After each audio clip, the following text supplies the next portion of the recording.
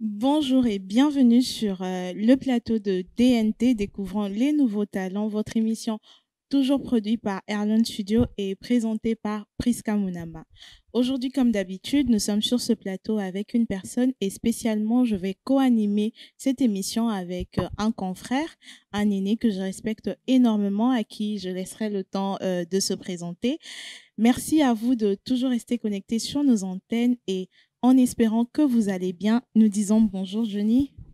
Bonjour Priska Monama, bonjour à tout le monde qui sont en train de nous suivre. Tu sais que j'ai beaucoup d'estime pour toi et que ça a toujours été un plaisir de partager les plateaux avec toi. Et je pense qu'on fera une très belle émission aujourd'hui. Et un rappel comme ça à tous les téléspectateurs, abonnez-vous sur la chaîne Erlon Studio et j'espère que tout va bien se passer. Nous espérons que tout va très bien se passer. Alors, comme vous avez constaté, aujourd'hui, c'est une journée très spéciale déjà parce que je vais co-animer cette émission avec Johnny, un confrère, comme je l'ai dit tout à l'heure. Mais nous recevons sur ce plateau une personne spéciale. Nous avons l'honneur aujourd'hui de recevoir le président de la communauté congolaise en Tunisie, à qui on laissera le temps de se présenter. Alors, bonjour Président. Bonjour Priska. Merci d'être sur notre plateau. Voilà, nous sommes Erlon Studio et nous sommes très heureux, très honorés de vous avoir ce soir sur ce plateau. Nous vous connaissons évidemment, mais les téléspectateurs ainsi que les internautes aimeraient savoir qui vous êtes. Si vous pouvez nous dire à nous aussi votre nom et votre rôle dans la communauté congolaise en Tunisie. Merci pour la bonne question. Je me nomme Gloire Moussinde Nimbo, dans la cité congolaise, étudiant en Master 2 en gestion de projet à l'IAE Tunis. Je suis président de la CCRDCT, la communauté des ressortissants de la République démocratique du Congo en Tunisie. Et je suis le représentant du peuple, le garant de cette communauté. Représentant du peuple, garant de cette communauté, nous sommes avec lui aujourd'hui pour discuter des différents sujets, des sujets qui fâchent et des sujets qui mettent en désaccord la population congolaise en Tunisie. Alors, Johnny, toi qui es plus près du peuple, toi qui écoutes les personnes, aujourd'hui, nous avons le président de la communauté sur ce plateau. Toi étant représentant aussi, voix du peuple pour certains, quelles sont les préoccupations que tu as apportées aujourd'hui sur ce plateau pour le président par rapport à sa communauté? Les téléspectateurs, les internautes ainsi que moi-même aimeront savoir pourquoi aujourd'hui dans la communauté congolaise, il y a tous ces débats autour de la gestion de la communauté. Alors toi qui as reçu probablement des préoccupations des internautes et des communautaires, on aimerait t'écouter, parler à notre président, poser des questions qu'il faut afin que lui aussi réponde et que les solutions essayent de se trouver. Merci pour la parole. J'aime bien ton introduction quand tu m'appelles à la voix du peuple. C'est un honneur. Je suis flatté, tant même que c'est la vérité. Mais, Président, oui, avant de vous recevoir sur le plateau, nous avons annoncé sur les pages Facebook, Instagram et tout. Mais je ne m'attendais pas à ce que Batouba tinda ma question. Il y a plusieurs questions. Je vais essayer de sélectionner quelques-unes pour ne pas essayer de Yakobenda émission Mamoula. Ma première question est Zaboui. C'est quoi le rôle d'un président de la communauté? Rôle exactement, c'est quoi? Pourquoi on devient président de la communauté? Merci pour cette bonne question. Le rôle d'un président de la communauté est d'assurer la gestion des affaires courantes de la communauté et apporter assistance en cas de vicissitudes aux communautaires qui sont présents sur le sol tunisien. Et le rôle en tant que président de la communauté, je suis le coordonnateur de toute activité scientifique et culturelle. Et nous savons tous que la communauté est une association culturelle, bien que nous sommes étudiants affiliés à l'AESAT. Et nous sommes là pour apporter assistance et aide, organiser des événements scientifiques, culturels, festifs et autres. Donc, il y a plusieurs rôles, mais le plus grand rôle, c'est les trois que je viens d'énumérer tout à l'heure. Alors, vous nous avez énuméré le rôle d'un président de la communauté. Ouais. Vous, personnellement, face à vous-même, pensez-vous qu'aujourd'hui, à ces stades de votre mandat, Avez-vous rempli cette tâche vis-à-vis de la communauté congolaise? Si oui, quels ont été l'impact de cette mission dans votre vie personnelle, mais aussi dans votre vie académique? Merci pour cette bonne question. Je dirais oui, et peut-être que ça sera lors du dépôt du bilan que nous allons tout expliquer. Parce que il y a, vous savez, actuellement, notre communauté a deux tendances. Beaucoup plus la tendance chrétienne, spirituelle et un peu festive. Donc nous sommes là d'essayer d'équilibrer, de ne pas abandonner les autres et aller vers les autres. Bien que nous savons tous avec cette pandémie qui a frappé, il a été difficile d'organiser certains événements. De ce fait, on a beaucoup plus reçu des problèmes sociaux. Et du coup, quand on aide quelqu'un, on ne peut pas aussi venir devant les gens pour expliquer, non, voilà, on a aidé telle personne, X personne. Donc là, c'est un secret professionnel. Peut-être que mon successeur, c'est lui qui aura accès à toutes ces données pour être en contact aussi avec ces gens, des personnes, pourvu que, au cours aussi de son mandat, qu'il puisse être là pour eux en cas de problème, soutien moral ou financier. Et aujourd'hui, vous dites que vous avez été là lors de votre mandat. Lorsque vous Ouais, parlez de vous, c'est bien sûr avec les personnes avec qui vous co-dirigez la communauté. ouais. Ça, c'est ce que vous avez dit. Mais par rapport, comme Johnny l'a dit tout à l'heure, aux échos, à ce qui se dit dans la communauté congolaise, on constate que les gestionnaires de notre communauté sont inexistants. La plupart des communautaires vous diront qu'ils ne vous connaissent pas. La plupart des communautaires vous diront qu'ils ne connaissent pas l'existence d'un communauté de gestion de notre communauté. Face à cela, qu'est-ce que vous dites alors que vous êtes en train de nous dire qu'il y a eu bien évidemment des actions, Ouais. alors que les communautaires disent que vous êtes inexistant? Merci pour cette question. Tout d'abord, il y a beaucoup de gens qui ne sont pas abonnés à notre page. Ça, c'est la première des choses. Et la deuxième des choses est que beaucoup de gens, quand ils arrivent ici en Tunisie, dès Kinshasa ou en province, on leur dit, quand tu arrives en Tunisie, ne t'approche pas de la communauté. Ça, déjà, c'est un premier défaut que nous avons. Et en tant que leader, en tant que gestion de la communauté, nous devons aussi savoir quelles sont nos priorités aujourd'hui. La communauté fait face à quels problèmes? Ce n'est pas des années précédentes, mais le monde change. Nous devons aussi s'adapter aux nouvelles mesures. Bien que nous sommes au-delà d'un nombre bien précis, mais nous devons aussi faire un effort en tant que communautaire que nous sommes, de venir aussi vers la communauté. Ce n'est pas la communauté aussi de venir vers vous, parce que chacun a un sens et un rôle de responsabilité face à la communauté. La communauté n'est pas seulement le bureau exécutif, non. La communauté, c'est l'ensemble de tous les ressortissants congolais en Tunisie. Parce que très souvent, nous sommes là à critiquer de loin, mais sans pour autant apporter une solution. Il vaut mieux avoir une critique qui construit et non une critique qui détruit. Déjà, dès le départ, quand tu arrives, on te dit non, ne t'approche pas de la communauté. C'est un défaut. Mais en cas de problème, tu seras la première personne à venir vers la communauté. Et nous, qu'est-ce qu'on va faire? On ne peut pas aussi te laisser. On doit aussi t'apporter assistance et t'accompagner dans la démarche que tu veux suivre.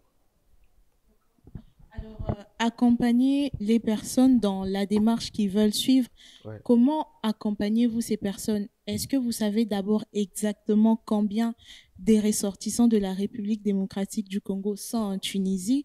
Est-ce que vous avez le temps de faire un sondage pour savoir quels sont les véritables problèmes qu'ils rencontrent? Et pour finir, comment arrivez-vous à savoir que tel ou tel autre communautaire est dans un problème? Avez-vous une relation limite personnelle avec ces communautaires ou engagez-vous simplement au loin des mécanismes pour exécuter ce que vous avez comme mission? Merci. Je pourrais dire, nous avons déjà procédé à un recensement qui continue encore, bien que c'était un peu difficile pour continuer avec la pandémie. On essaie de laisser les listes dans chaque coin et nous sommes à un bon nombre très important. Et la deuxième question, c'était De savoir bien évidemment par quels moyens vous arrivez à être en contact proche avec de... les communautaires. Oui, nous avons un département de social et nous avons des numéros verts. De temps en temps, les communautaires appellent. Et pour aussi répondre à ta question, savoir les sondages de ce que les communautaires en parlent. En tant que gestionnaire, j'ai appris à écouter les gens. Et nous savons tous les problèmes qui entravent notre communauté. Ça, on ne peut pas se le cacher. La plupart des communautaires se plaignent de l'ambassade, ce qui est vrai. Et la majorité sont des étudiants et beaucoup plus sont les problèmes liés à l'administration, ça nous sommes clairs. Les cartes consulaires, équivalence des niveaux, passeports et autres. Mais nous devons aussi savoir l'objectif de ces documents. C'est important pour nous. Bien que d'autres personnes sont là, non, voilà, vous ne faites rien, il n'y a pas de manifestations à gauche, à droite. Mais après une manifestation, oui, c'est bien, on vient, on prend la bière, on s'amuse, on danse. Et après, c'est quoi la suite? Et mon combat de bataille pour le reste de mon mandat, c'est les problèmes administratifs. Et j'espère que avec les communautaires, avec l'aide de tous les communautaires, nous allons y arriver pour qu'on puisse résoudre ce problème. Voilà, j'aime bien ton intervention. Moi, je vais être un peu plus direct. Ma première question, c'est celle-ci. Ouais. Quel est le rapport entre la communauté et l'ambassade? Ça, c'est la première question. La deuxième question, c'est que toi, en tant que président, quand tu as appris cette histoire de la carte consulaire à 80 dinars, quelle était ta réaction? Est-ce que tu as entretenu des démarches? Si oui, lesquelles? Et ça aboutit à quoi? Merci pour la question.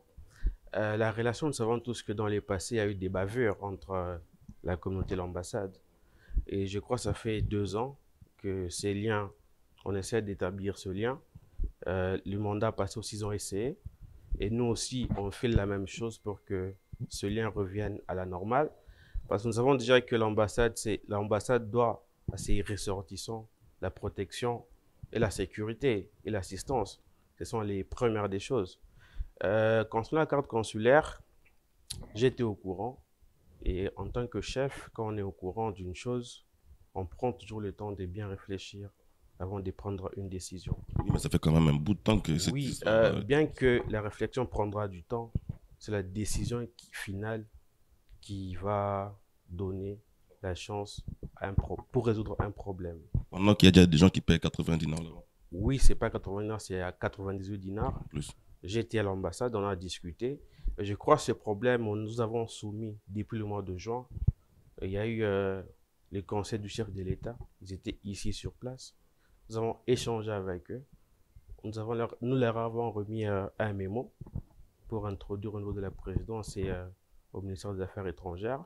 Et je crois que c'est sur la bonne voie. Et ils seront de retour d'ici peu pour nous donner une suite. Et nous, ici sur place, nous avons aussi entamé les négociations avec l'ambassade. On a été reçus, nous avons discuté sur différentes problématiques qui regorgent au sein de notre communauté. Et ils nous ont demandé de proposer un prix pour les cartes consulaires.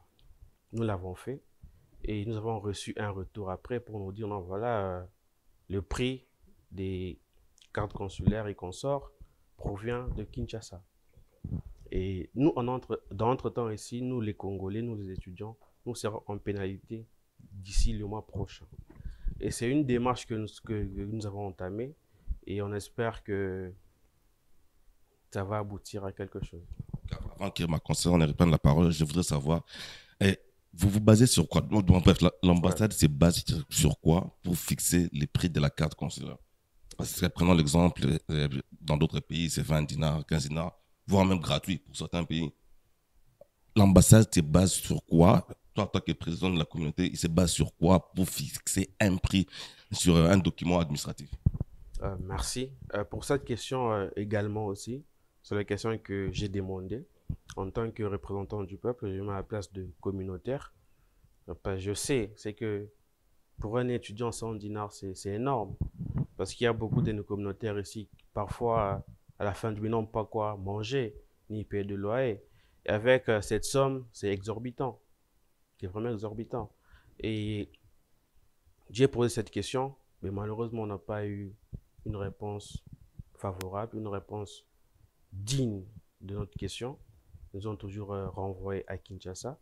Ils nous ont demandé de déposer un mémo aussi au ministère des Affaires étrangères à Kinshasa. ce qui a été fait, nous avons déposé et nous attendons une suite. Au cas où il n'y a pas de suite, là, on prendra d'autres mesures. Au cas où il n'y aura pas de suite, d'autres mesures seront appliquées. C'est à ce mot que nous prenons un petit moment avec vous. Restez toujours connectés sur les antennes de Airlawn Studio et à très bientôt.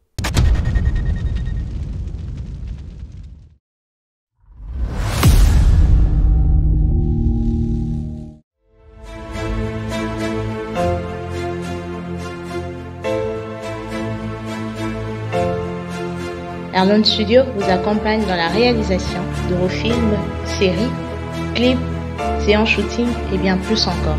Chaque instant de la vie est un souvenir que l'on crée. Alors quoi de mieux qu'immortaliser ce souvenir pour des années et des années. Alors n'oubliez pas, le meilleur n'est pas hors d'ici. Une seule adresse, Airlawn Studio.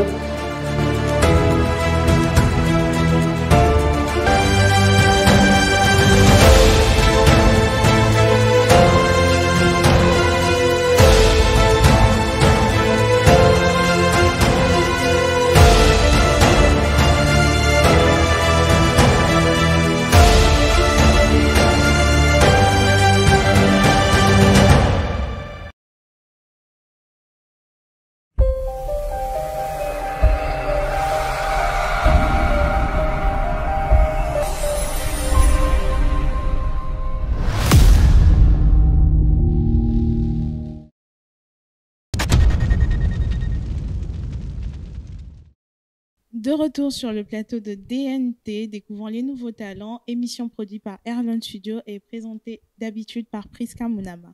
Aujourd'hui particulièrement, je co-anime cette émission avec un confrère pour qui j'ai énormément du respect, Johnny Kilangalanga, et nous recevons sur ce plateau le président de la communauté congolaise en Tunisie, monsieur Gloire Moussinde Niembo. Voilà.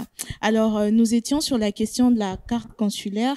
Tantôt, Johnny, qui vous a parlé de la carte consulaire et vous nous avez répondu des réponses plus ou moins satisfaisantes. Voilà. Mais aujourd'hui, moi, je rebondis sur une question probablement que vous avez déjà écoutée de la part des communautaires. Vous voyez, vous nous avez donné le rôle et l'objectif de la communauté, du bureau exécutif des Congolais en Tunisie. Et il y a aujourd'hui une question qui se révèle, qui remonte un peu dans la tête de presque tous les communautaires, la question portant sur l'assurance maladie des étudiants. Nous avons vu que pour certaines communautés, les étudiants qui arrivent sont assurés en cas de maladie. Par contre, pour notre communauté, à part pour ceux qui étudient dans les écoles privées où cela est proposé, l'assurance maladie bien évidemment sous un certain frais, les autres communautaires ne sont pas couverts par cette assurance.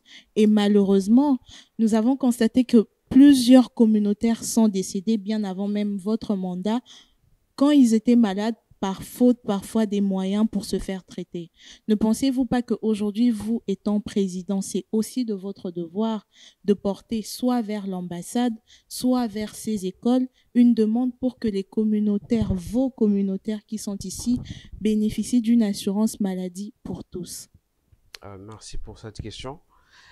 Pour répondre à ta question, elle est un peu trop pertinente, ça c'est clair, mais pour l'assurance maladie pour notre communauté, je ne suis pas au courant. Ça, c'est des 1. Et pour continuer ta réponse, l'assurance maladie dépend du gouvernement tunisien. Et en général, beaucoup des ressortissants, beaucoup d'étrangers tunisiens n'ont pas cette assurance maladie. Et vous avez évoqué le nombre de décès depuis l'année dernière et cette année. Ce problème, c'est un peu compliqué pour nous et pour les communautaires. Nous avons déjà posé cette question à l'ambassade concernant l'assistance en cas de maladie. Bon, très généralement, ils disent non, voilà, ils n'ont pas de caisse sociale. Mais cela ne veut pas dire que si l'ambassade n'a pas de caisse sociale, nous, d'un autre côté, on doit baisser les bras. Non, parce que il y a des gens qui sont malades. Parce que j'ai visité certaines personnes, tu sens que par faute de moyens, il est obligé de rentrer carrément au pays pour se faire soigner. Mais malheureusement, au sein de notre communauté, il n'y a pas l'amour pour s'entraider. Ça, c'est qui est vrai. Et nous, de notre côté, nous avons pensé à mettre une commission. Je crois que cette commission verra bien le jour d'ici peu. Une commission de... Bon, je cite un nom au hasard. Par exemple, soutien aux malades ou SOS maladie, par exemple, qui sera coordonné par 2 ou 4 personnes sous la supervision du bureau exécutif. Et peut-être la somme de la contribution dépendra des personnes qui vont gérer cette commission.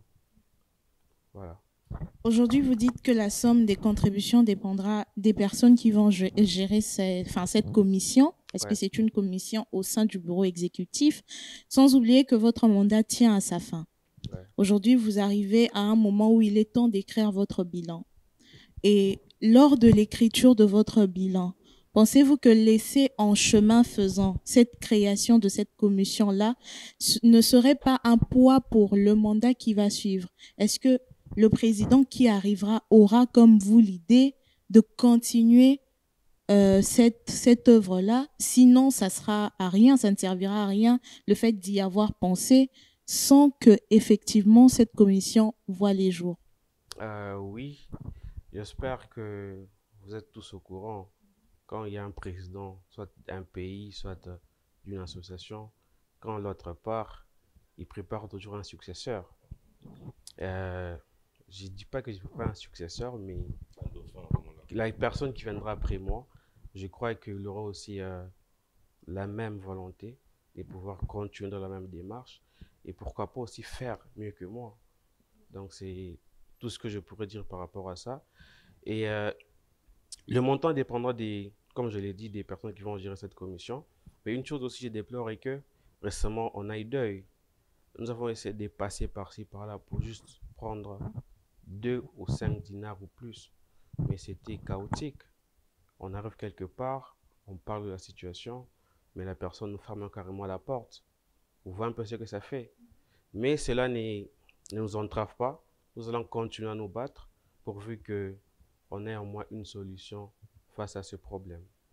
Que vous ayez au moins une solution face à ce problème, il y a de ceux qui vous suivent, des étudiants qui aimeraient savoir comment, par exemple, on fait aujourd'hui pour arriver à votre poste, comment on fait pour postuler étant que président, puisque c'est vraiment une structure devant laquelle beaucoup de gens n'ont pas accès, beaucoup peuvent aussi gérer, vous serez d'accord avec moi, beaucoup veulent et peuvent gérer, mais ne savent pas comment y parvenir, comment arriver à votre poste. Aujourd'hui, qu'est-ce que vous leur direz? Voilà un peu ton secret. Ok, merci beaucoup pour cette question. Notamment, pour répondre à cette question, il faut lire les statuts. La communauté a un statut. Et pour parvenir à être président de notre communauté, il faut au moins avoir travaillé dans la communauté, dans un bureau exécutif, ou être membre actif de la communauté. En tant qu'être membre actif d'une communauté, c'est participer à tous les événements de la communauté, marquer sa présence. Et pour travailler aussi dans le bureau exécutif, il faut te rapprocher. Bien qu'il y a certaines mesures que nous devons revoir aussi, ensemble avec le collège de sages, s'ils vont le permettre, d'essayer d'équilibrer le code électoral. Après le code électoral, nous allons aussi arriver au statut. Parce que la porte n'est pas fermée, la porte est grandement ouverte. Si la personne a les ambitions de diriger, pourquoi pas refuser? Et pour diriger la communauté, il faut au moins travailler dans le bureau exécutif, occuper un poste clé. Parce qu'on ne peut pas aussi laisser la communauté... À qui veut? Oui, parce qu'au moins il faut une petite expérience de la vie associative. Et beaucoup de gens négligent cet aspect. Parce que moi, personnellement, la vie associative m'a beaucoup forgé. Et j'en suis très reconnaissant. Et c'est pourquoi je conseille souvent à mes jeunes frères et mes jeunes sœurs de s'intégrer, de suivre le pas de la vie associative. Vous conseillez aux jeunes frères et aux jeunes sœurs, avant de chuter, voilà, de s'intégrer dans la vie associative. Nous voyons que la rentrée des cours a commencé, la rentrée des classes a commencé, certains depuis le mois de septembre, d'autres depuis le mois d'octobre et certains qui arriveront encore.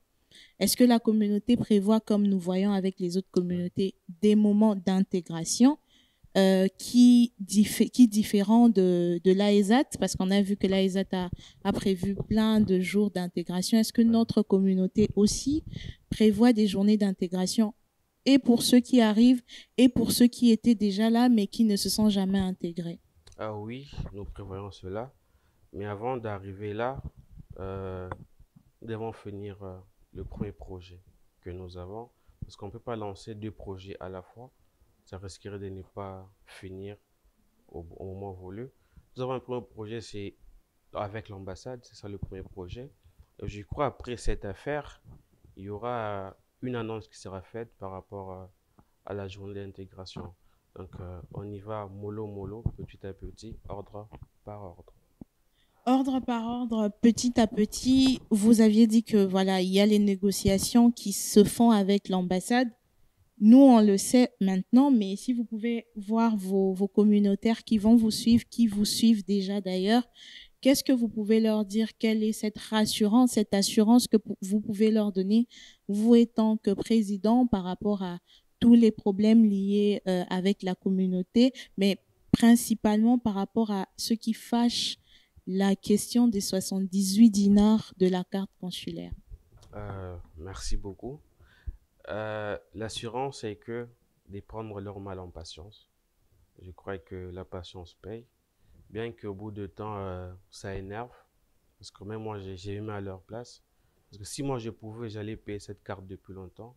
Mais au moins, j'ai mis à la place des autres. Moi, peut-être j'ai les possibilités de payer cette carte et les autres. Donc, c'est une démarche qu'on doit suivre de près pour ne pas louper certains détails. Et j'entends parler par-ci, par-là. Non, voilà, il y aura soulèvement. Je ne pourrais pas aussi me prononcer sur ça comme ça. Je prends mon temps. Et si je suis pour ou pas contre, je ne sais pas. Mais je crois que les mesures qui vont suivre seront très intéressantes. Les mesures qui suivent seront très intéressantes. Très chers internautes, chers communautaires, nous l'espérons tous. Johnny, si vous avez encore une autre question pour Gloire. C'était un plaisir pour moi de partager le plateau avec toi. Merci beaucoup. Je vous en prie. Le temps disposé, président, donc c'est un plaisir. Voilà. Merci.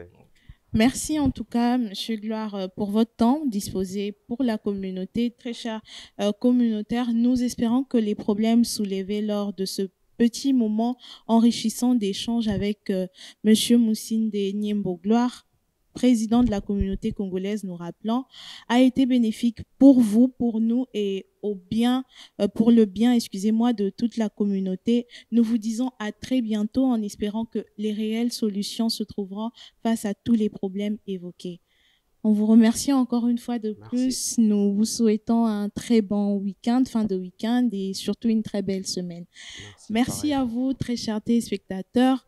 Nous sommes toujours connectés sur les antennes de Airlon Studio. Nous vous remercions pour votre fidélité. Nous vous invitons à vous abonner encore, comme toujours, massivement sur la chaîne.